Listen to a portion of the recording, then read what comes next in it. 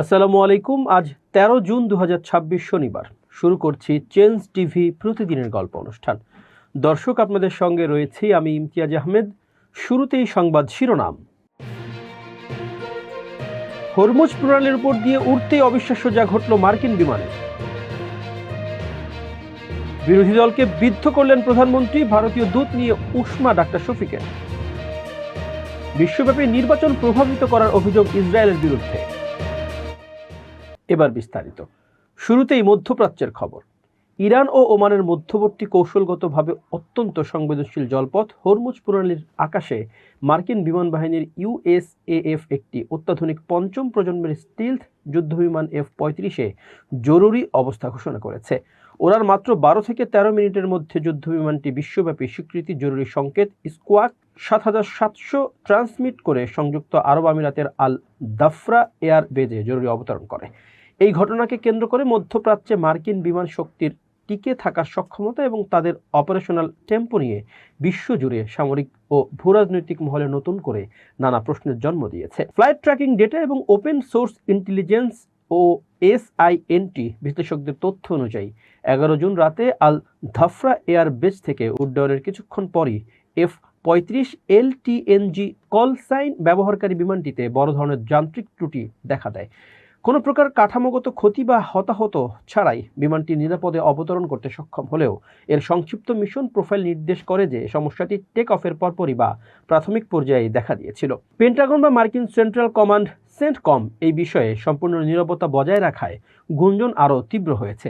Iran ও রাশিয়ার information চ্যানেলগুলো একে ইরানি এয়ার ডিফেন্স কভারেজ জোনের চাপের মুখে মার্কিন যুদ্ধবিমানের দুর্বলতা হিসেবে প্রচার করছে, যদিও কোনো ধরনের কমব্যাট এনগেজমেন্ট বা সামরিক সংঘর্ষের স্বাধীনভাবে যাচাইকৃত প্রমাণ মেলেনি। সামরিক বিশেষজ্ঞদের মতে এটি গত কয়েক মাসের মধ্যে উপসাগরীয় অঞ্চলে মার্কিন F-35A যুদ্ধবিমানের অন্তত তৃতীয় জরুরি অবতরণের ঘটনা। ক্রমাগত এই ধরনের ঘটনা মার্কিন বিমান বাহিনীর উপর অতিরিক্ত কাজের চাপ এবং মধ্যপ্রাচ্যের চরম বৈরী আবহাওয়ার প্রভাবকে সামনে এনেছে। মধ্যপ্রাচ্যে অতিরিক্ত তাপমাত্রা, বাতাসে ভাসমান বালুকণা এবং ধুলাবালি F-35 এর অত্যন্ত সংবেদনশীল স্টিলথ কোটিং, থার্মাল ম্যানেজমেন্ট সিস্টেম এবং অত্যাধুনিক সেন্সর ফিউশন আর্কিটেকচারের উপর মারাত্মক চাপ সৃষ্টি করছে। $1.7 ট্রিলিয়ন এই মেগা প্রজেক্টের Pratt and Whitney F-135 engine এবং ইলেকট্রো অপটিক্যাল টার্গেটিং সিস্টেম অত্যন্ত মেইনটেন্যান্স ইন্টেন্সিভ, যা এই অঞ্চলের উত্তপ্ত আবহাওয়ায় টিকিয়ে রাখা কঠিন হয়ে পড়ছে। হরমুজ প্রণালী দিয়ে বিশ্বের মোট উৎপাদিত জ্বালানি তেলের প্রায় 1/5 পরিবাহিত হয়। এই অর্থনৈতিক চেকপয়েন্টে মার্কিন মেরিটাইম ডিটারেন্স, সামুদ্রিক প্রতিরোধ বজায় রাখা এবং বৈশ্বিক জ্বালানি নিরাপত্তা নিশ্চিত করতেই আল ধাফরা বেজকে কেন্দ্র করে মার্কিন বিমান বাহিনী নিয়মিত টহল দেয়। ইরান গত কয়েক বছর ধরে এই অঞ্চলে অ্যান্টি অ্যাক্সেস নেটওয়ার্ক গড়ে তুলেছে, যার মধ্যে রয়েছে শক্তিশালী ব্যালিস্টিক ও ক্রুজ মিসাইল, ড্রোন এবং দেশীয় প্রযুক্তিতে আপগ্রেড করা এয়ার ডিফেন্স সিস্টেম। এই প্রতিরক্ষাব্যূহ ভেদ করার মূল অস্ত্রই হল আমেরিকার রাডার ফাঁকি দিতে সক্ষম F-35A। ফলে এই বিমানের যে কোনো ধরনের যান্ত্রিক ব্যর্থতা বা অপারেশনাল ত্রুটি প্রতিপক্ষকে সাইকোলজিক্যাল অপারেশনসের ক্ষেত্রে বড় সুবিধা দেয়। আধুনিক যুগের ওপেন সোর্স ট্র্যাকিং, বেসামরিক ট্র্যাকাররা মোড S এবং ADS-B ট্রান্সমিশনের মাধ্যমে মুহূর্তের মধ্যেই এই জরুরি অবস্থার খবর বিশ্বের সামনে নিয়ে আসায় ডিজিটাল প্ল্যাটফর্মে ব্যাপক আলোচনা শুরু হয়েছে। যদিও সামরিক বাহিনীর ট্রান্সপন্ডার ম্যানেজমেন্টের কৌশলের কারণে বিমানের আসল আইডেন্টিটি বা রেজিস্ট্রেশন নাম্বার ঢাকা থাকতে পারে, তবু এটি স্পষ্ট যে কোনো মার্কিন বিমান বিপর্যয় আন্তর্জাতিক তেলের বাজার এবং আঞ্চলিক শক্তি ভারসাম্যে বড় ধরনের প্রভাব ফেলে। মাত্র 12 মিনিটের এই সংক্ষিপ্ত ফ্লাইট এবং এর জরুরি অবতরণ প্রমাণ করে যে বর্তমান ভূ রাজনৈতিক প্রেক্ষাপটে অত্যাধুনিক প্রযুক্তির সামরিক সক্ষমতা ও তথাকথিত ইনফরমেশন ওয়ারফেয়ার এবং প্রাকৃতিক পরিবেশের চ্যালেঞ্জ থেকে মুক্ত নয়। এই ঘটনা মধ্যপ্রাচ্যে আমেরিকার দীর্ঘমেয়াদী সামরিক উপস্থিতি এবং তাদের পঞ্চম প্রজন্মের যুদ্ধবিমানের রিলায়েবিলিটি বা নির্ভরযোগ্যতাকে নতুন এক বড় পরীক্ষার মুখে দাঁড় করিয়েছে। যুক্তরাষ্ট্রের অভিযানের আশঙ্কায় ইউরেনিয়াম ভান্ডার সিল করে দিয়েছে ইরান। দেশটি পরমাণু স্থাপনায় প্রবেশের পথ বন্ধ করে দিয়ে সেখানে মাইন স্থাপন এবং গোপন সুড়ঙ্গ ধসিয়ে দিয়েছে। 13 জুন মার্কিন গোয়েন্দা তথ্য সংশ্লিষ্ট 5টি সূত্রের বরাতে সংবাদ মাধ্যম CNN এ তথ্য জানিয়েছে। সূত্রগুলো বলছে, 1 মাস আগের তুলনায় এখন ইরানের সমৃদ্ধ ইউরেনিয়ামের কাছে পৌঁছানো অত্যন্ত কঠিন হয়ে পড়েছে। মার্কিন সামরিক বাহিনী এই ইউরেনিয়াম জব্দ করে পারে বলে মাসখানেক আগে ইঙ্গিত দিয়েছিল প্রেসিডেন্ট ট্রাম্প। প্রতিবেদনে বলা হয়েছে, জাতিসংঘে নিযুক্ত ইরানের কূটনৈতিক মিশন এ বিষয়ে তাৎক্ষণিক কোনো মন্তব্য করেনি।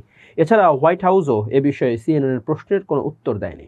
বেশ কয়েকটি সূত্র বলছে, এখন খোদ ইরানিদের জন্য এই সমৃদ্ধ ইউরেনিয়াম বের করা কঠিন ও বিপজ্জনক হবে, কারণ এর জন্য ভারী খনন সরঞ্জাম এবং মাইন অপসারণের প্রয়োজন হবে। এ ধরনের কাজ অত্যন্ত ঝুঁকিপূর্ণ।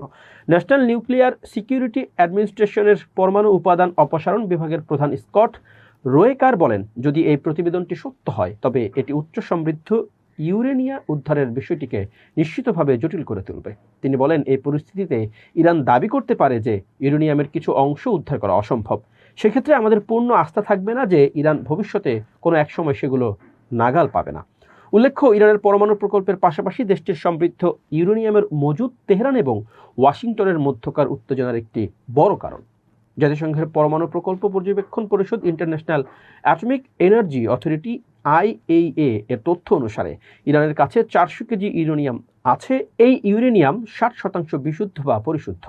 বিশুদ্ধতার মান 90% উন্নীত করা হলেই এই ইউরেনিয়াম দিয়ে একের পর এক পরমাণু বোমা তৈরি করতে পারবে ইরান। 2025 সালের জুন মাসের প্রথম সপ্তাহে IAEA এই তথ্য জানানোর পর ইরানের ইউরেনিয়াম হস্তগত করতে ওই মাসেই দেশটিতে সামরিক অভিযান শুরু করেছিল ইসরায়েল ও যুক্তরাষ্ট্র। 12 দিনের সেই অভিযানে ইরানের পরমাণু প্রকল্পের সঙ্গে সংশ্লিষ্ট স্থাপনাগুলোর ব্যাপক ক্ষয়ক্ষতি করতে পারলেও ইউরেনিয়ামের কোনো সন্ধান পায়নি যুক্তরাষ্ট্র, ইসরায়েল। বিশেষ শর্তে ইরানের জন্য কয়েকশো কোটি ডলারের তহবিল ছাড়তে রাজি হয়েছে সংযুক্ত আরব আমিরাত। যুদ্ধবন্ধে তেহরান ও ওয়াশিংটনের মধ্যে যখন সমঝোতা আলোচনা চূড়ান্ত পর্যায়ে পৌঁছেছে, ঠিক তখনই এ খবর সামনে এলো। সংশ্লিষ্ট 4টি সূত্রের বরাতে এ তথ্য জানিয়েছে রয়টার্স। প্রতিবেদনে বলা হয়, মার্কিন নিষেধাজ্ঞার কারণে বিদেশি ব্যাংকগুলোতে ইরানের তেল বিক্রির হাজার হাজার কোটি ডলার আটকে আছে। কূটনীতিকরা বলছেন, চলমান এই আলোচনার মাধ্যমে আটকে থাকা সেই বিপুল পরিমাণ অর্থ ছাড় করা হতে পারে।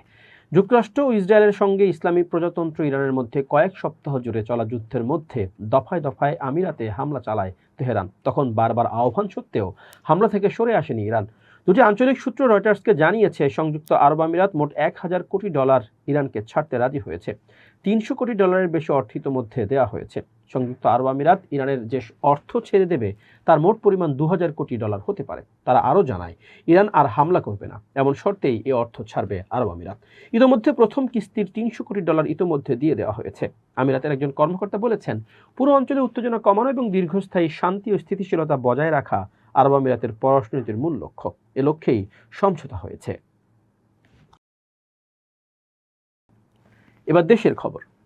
বিরোধী দলের প্রধান কাজ দেশকে অশান্ত করা দাবি করে প্রধানমন্ত্রী ও বিএনপি চেয়ারম্যান তারেক রহমান বলেছেন, সামাজিক মানবিক বাজেট দেওয়ার পরেও একটি খবরে দেখলাম মানুষের ক্ষতিকারক দিকগুলোর বিষয়ে দাম বাড়ানো হয় এই বাজেটে। এই কারণে এই বাজেট বিরোধী দলের পছন্দ নয়। তাহলে এদের উদ্দেশ্য বুঝতে পেরেছেন, লক্ষ্য বুঝতে পেরেছেন? তাদের লক্ষ্য বা উদ্দেশ্য দেশের মানুষের পাশে দাঁড়ানো নয়, জানিয়ে প্রধানমন্ত্রী বলেন, তাদের উদ্দেশ্য একটাই, তাদের লক্ষ্য একটাই, সেটা হচ্ছে দেশের পথে অশান্তি তৈরি করা, মানুষকে বিভ্রান্ত করা। বাজেট নিয়ে বিরোধী দলের সমালোচনার জবাবে প্রধানমন্ত্রী বলেছেন, এবারের বাজেট দেওয়ার পর এখন পর্যন্ত কোনো পণ্যের দাম বাড়েনি, বরং 7টি নিত্য প্রয়োজনীয় পণ্যের উপর কর কমিয়ে দেওয়া হয়েছে। তিনি আরও বলেন, কর বাড়ানো হয়েছে শুধু মদ ও সিগারেটের উপর, কারণ এগুলো মানুষের স্বাস্থ্যের জন্য ক্ষতিকর। কিন্তু বিরোধী দল সেটি নিয়েও সমালোচনা করছে। তাদের উদ্দেশ্য জনগণ ভালোভাবেই বুঝতে পারছে। 13 জুন কক্সবাজার সদর উপজেলার PM খালী এলাকায় শহীদ রাষ্ট্রপতি জিয়াউর রহমানের স্মৃতি বিজড়িত ঐতিহাসিক পাতলি খালের পুনঃখনন কাজের উদ্বোধনকালে আয়োজিত পথসভায় প্রধান অতিথির বক্তব্যে তিনি এসব কথা বলেন। করব কাজ, গর্ব দেশ, এই প্রতিশ্রুতি পুনর্ব্যক্ত করে কৃষক, নারী, শিক্ষার্থী ও নিম্ন আয়ের মানুষের জন্য সরকারের বিভিন্ন পরিকল্পনার কথা তুলে ধরেন প্রধানমন্ত্রী। বলেন, বিএনপির রাজনীতি ক্ষমতার জন্য নয়, মানুষের জন্য। সরকার দেশের 20 কোটি মানুষের জীবনমান উন্নয়নে ধারাবাহিকভাবে কাজ করে যাচ্ছে। এদিন বেলা 11টার দিকে নিজ হাতে মাটি কেটে খাল পুনঃখনন কার্যক্রমের উদ্বোধন করেন প্রধানমন্ত্রী। এ সময় উপস্থিত জনতার উদ্দেশ্যে তিনি বলেন, সরকার গঠন করতে সক্ষম হলে দেশের জন্য কাজ করব, এমন প্রতিশ্রুতি আমরা দিয়েছিলাম। আজ সেই প্রতিশ্রুতি বাস্তবায়নের পথেই এগিয়ে যাচ্ছি। পাতলি খাল পুনঃখনন একটি শুধু প্রকল্প নয়, এটি কৃষি, সেচ ও গ্রামীণ অর্থনীতির উন্নয়নের সঙ্গে সরাসরি সম্পৃক্ত। বাংলাদেশের নতুন ভারতীয় হাইকমিশনার দীনেশ ত্রিবেদী দায়িত্ব গ্রহণের পর তার একটি মন্তব্যকে ঘিরে ব্যাখ্যা চেয়েছেন জামাত ইসলামের আমির। এ ব্যাপারে জামাত আমির সামাজিক মাধ্যমে ত্রিবেদীর বক্তব্য নিয়ে প্রশ্ন তুলেছেন। তিনি বলেন, গতকাল বাংলাদেশে নতুন ভারতীয় হাইকমিশনারের একটি বক্তব্য তাদের দৃষ্টিগোচর হয়েছে, যেখানে তিনি ভারত বাংলাদেশের এক হয়ে যাওয়া প্রসঙ্গে কথা বলেছেন। এ বক্তব্যের প্রকৃত অর্থ কী তাই স্পষ্ট করার জন্য সরকারের উদ্যোগ নেওয়া উচিত বলে মন্তব্য করেন তিনি আরও বলেন, ভারত একটি স্বাধীন রাষ্ট্র এবং বাংলাদেশও একটি স্বাধীন ও সার্বভৌম দেশ। এ কারণে এমন বক্তব্য স্পষ্ট না থাকলে জনমনে বিভ্রান্তি তৈরি হতে পারে। বিষয়টি নিয়ে সরকারের কাছে ব্যাখ্যা দাবি করে তিনি বলেন, যদি বক্তব্যটি আক্ষরিক অর্থে কোনো একীভূতকরণের ইঙ্গিত দেয় তবে তা নিন্দনীয় হবে এবং বিষয়টি দ্রুত পরিষ্কার করা প্রয়োজন। জামাত আমির এ মন্তব্যে সরকারের প্রতি বিষয়টি খতিয়ে দেখার আহ্বান জানিয়েছেন। এবার দেশের বাইরের আরও খবর। ফ্রান্সের স্থানীয় নির্বাচনে হস্তক্ষেপের অভিযোগে তদন্তাধীন ইসরায়েলি প্রতিষ্ঠান ব্ল্যাক কোর এর বিরুদ্ধে এবার নিউ ইয়র্ক ও স্কটল্যান্ডের নির্বাচনের প্রভাব বিস্তারের সন্দেহ উঠেছে। ফরাসি কর্তৃপক্ষের তদন্তে এমন তথ্য সামনে এসেছে। ফ্রান্সের প্রধানমন্ত্রী সেবাস্তিয়ান লেকর্নুর সঙ্গে এক সংবাদ সম্মেলনে ডিজিটাল হস্তক্ষেপ ও ভুয়া তথ্য মোকাবেলায় কাজ করা সংস্থা বিজি নামের প্রধান মার্ক অতোয়ান ব্রিয়া বলেন, তাদের তদন্তে দেখা গেছে ব্ল্যাক কোরের কার্যক্রম শুধু ফ্রান্সে সীমাবদ্ধ ছিল না। তার দাবি, ইসরায়েলি প্রতিষ্ঠানটি অ্যাঙ্গোলা, টোগো, স্কটল্যান্ডের নির্বাচন এবং 2025 সালের নিউ ইয়র্ক মেয়র নির্বাচন সহ বিভিন্ন দেশে বিদেশি ডিজিটাল হস্তক্ষেপমূলক কর্মকাণ্ডে জড়িত থাকতে পারে। তবে এসব কার্যক্রমের পেছনে কারা অর্থায়ন করেছে তা এখনও নিশ্চিতভাবে শনাক্ত করা সম্ভব হয়নি বলে জানায় ব্রিয়া। ফরাসি প্রধানমন্ত্রী লেকর্নু বলেন, ব্ল্যাক কোরের কর্মকাণ্ড এবং তাদের পেছনে কারা রয়েছে তা জানতে ইসরায়েলি কর্তৃপক্ষের সহযোগিতা চেয়েছে ফ্রান্স। তিনি সামাজিক যোগাযোগ মাধ্যম এক্সে দেওয়া এক বার্তায় বলেন, বিদেশি ডিজিটাল হস্তক্ষেপ গণতান্ত্রিক ব্যবস্থার জন্য ক্রমবর্ধমান হুমকিতে পরিণত হয়েছে। তিনি সতর্ক করে বলেন, 2027 সালের ফরাসি প্রেসিডেন্ট নির্বাচন এবং আগামী জুলাইয়ে নিউ ক্যালেডোনিয়ায় অনুষ্ঠিতব্য আঞ্চলিক নির্বাচনেও এ ধরনের হস্তক্ষেপের ঝুঁকিতে রয়েছে। এ কারণে সরকার বিষয়টি নিয়ে স্বচ্ছতার পথ বেছে নিয়েছে এবং সংশ্লিষ্ট প্রতিবেদন জনসম্মুখে প্রকাশ করেছে। এছাড়া নির্বাচনী প্রক্রিয়াকে অনলাইন প্রভাব ও ভুয়া তথ্য প্রচার থেকে সুরক্ষিত রাখতে রাজনৈতিক দল ও বিভিন্ন প্রতিষ্ঠানের সঙ্গে কাজ চালিয়ে যাওয়ার কথাও জানান তিনি। সম্প্রতি ফ্রান্সে ইসরায়েলি সম্ভাব্য নির্বাচনী হস্তক্ষেপের বিষয়টি ব্যাপক আলোচনার জন্ম দিয়েছে। গণমাধ্যমের প্রতিবেদনে বলা হয়, ফিলিস্তিনপন্থী অবস্থানকে নির্বাচনী প্রচারের অন্যতম ইস্যু করা বামপন্থী দল লা ফ্রস ইনসুমিজ এর মেয়র প্রার্থীদের বিরুদ্ধে ভুয়া তথ্য ছড়িয়ে নির্বাচনের প্রভাব বিস্তারের চেষ্টা করেছিল ব্ল্যাক কোর। এই অভিযোগের ভিত্তিতে মার্চ মাসে অনুষ্ঠিত স্থানীয় নির্বাচনকে কেন্দ্র করে ব্ল্যাক কোরের বিরুদ্ধে আইনি প্রক্রিয়া শুরু করেছে ফরাসি সরকার। এবার খুব জরুরি 1 মিনিট জানাচ্ছেন ইউনেস্কো ক্লাব জার্নালিজম অ্যাওয়ার্ড বিজয়ী আমিরুল মোমিনিন মানিক। খুব জরুরি 1 মিনিটে প্রত্যেককে আমন্ত্রণ। কাউকে কখনো জোর করবেন না। এই ধরুন, আমরা যখন বাজারে যাই, আমাদের কাছে কোনো কিছু বিক্রি করার জন্যে বিক্রেতারা কিন্তু অনেক জোর জবরদস্তি করে। ব্যক্তিগত জীবনে আপনি কাউকে অনুরোধ করতে পারেন, তাকে বোঝাতে পারেন, কিন্তু জোর জবরদস্তির পর্যায়ে যাবেন না। একটা কাজের ক্ষেত্রে আপনি কারো সহায়তা চাইতে গিয়ে জোর করবেন না। কাউকে সুপথে ফেরাতে গিয়ে জোর করবেন না, কারণ জোর করলে হিতে বিপরীত হয়। বরং আপনি বোঝার জন্য সময় দিন, সেই ব্যক্তি যেন উপলব্ধি করেই সঠিক পথে ফিরে আসে বা আপনার পাশে দাঁড়ায় বা আপনাকে অনুভব করে, সেই সুযোগটি দেওয়া উচিত। সেই জন্যে জীবন থেকে জোরাজোরি, জোর জবরদস্তি এই শব্দগুলো আজ থেকে ফেলে দিন। ভালো থাকুন, শুভেচ্ছা নিরন্তর। প্রিয় দর্শক, শেষ করছি চেঞ্জ টিভির প্রতিদিনের গল্প অনুষ্ঠান। changetv.press বাংলাদেশের ইউটিউব জার্নালিজমের অগ্রদূত।